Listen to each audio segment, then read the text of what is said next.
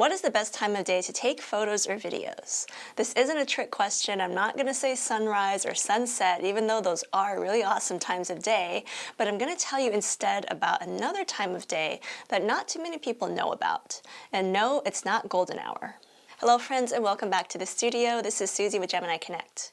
So since I mentioned golden hour, let's briefly define that for some of you who might not know what that is. It's a time of day right before sunrise and right before sunset when the light turns nice and golden, on a clear day that is. And when that light is golden, it's just a really magical time of day, which is why it's also referred to as magic hour. And it's one of the best times of day to take photos and videos. And a lot of people these days seem to know about golden hour, which is why, even though we're talking about it right now, that is not my favorite time of day to shoot.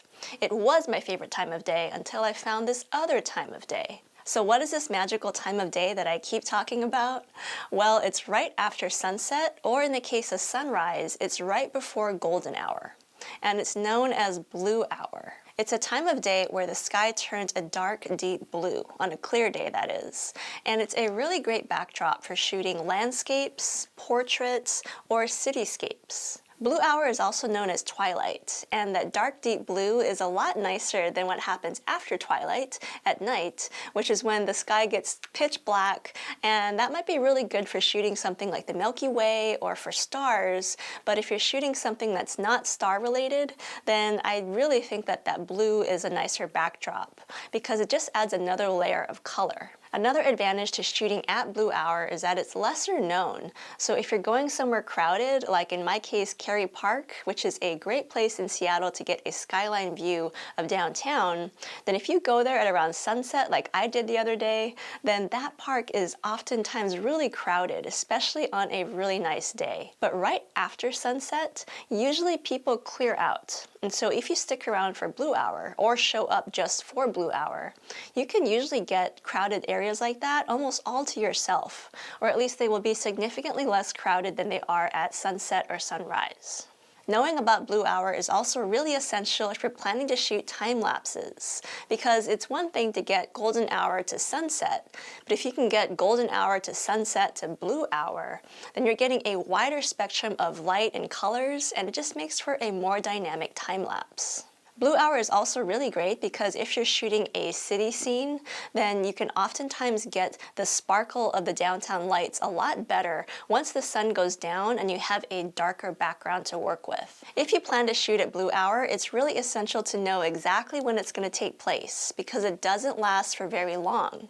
But the duration of blue hour does depend on where in the world that you're located as well as your time of year. Here in Seattle around wintertime, it lasts for roughly 40 to 50 minutes. So to help me plan out my blue hour photo shoots, I use an app on my phone called Photo Pills. Now this video is not sponsored, but I've been using Photo Pills for a long time, and it's been really helpful for planning out my sunrise and sunset photo shoots and video shoots. So within Photo Pills, go to the main interface, you can hit the sun icon. If you scroll to the very top, you can see exactly when blue hour happens in the morning, as well as golden hour and sunrise. It even shows you golden hour and sunset in the evening, as well as blue hour as you're approaching nighttime. Within the app, you might notice that besides blue hour, there are also 3 other twilight phases that are mentioned. So let's talk about those really quick. The first one is civil twilight. This is the brightest of the 3 twilight phases. During this time, the sun is just below the horizon, so you usually have just enough natural light to continue doing outdoor activities. After civil twilight is nautical twilight. This is when the horizon and the stars become visible, so it becomes possible to navigate via the stars when you're out at sea. And the final twilight phase is astronomical twilight.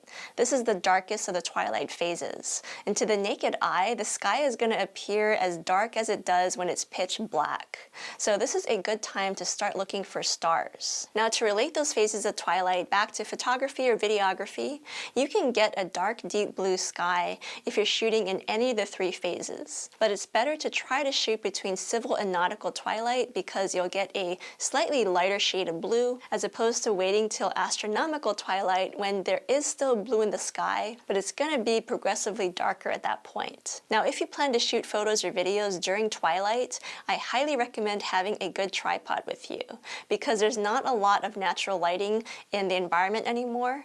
So if you try to shoot handheld, then your photos or videos are going to end up being pretty shaky and not very sharp. Now, my favorite tripod at the moment is the Manfrotto Be-Free tripod, which I have a review of right here if you want to check it out.